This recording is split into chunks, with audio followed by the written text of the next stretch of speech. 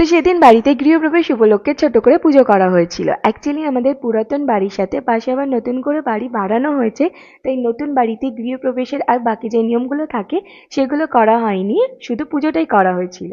তো এখানে পুরোহিত মশাই এসে আমাকেই সিনিটা মাখাতে বলেছি, আর আমি লাইফে ফার্স্ট টাইম সিনি মাখিয়েছিলাম।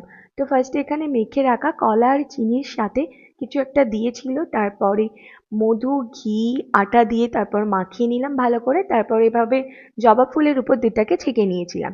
তারপর একে একে কাজু, কিশমিশ, নারকেল কোড়া, এলাচ আর তার সাথে দই আর ছানা মাখা দিয়ে সিনিটাকে বানিয়েছিলাম।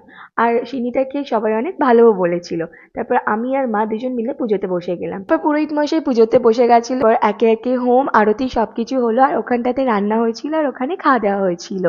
তারপর সমস্ত কাজ গুছিয়ে ফাইনালি সারা দিন পর রাত 8টার সময় আমি খেতে বসলাম। সো আমি ততক্ষণ খাই, তোমাদের সাথে দেখা হচ্ছে আবার নেক্সট ভিডিওতে। So by.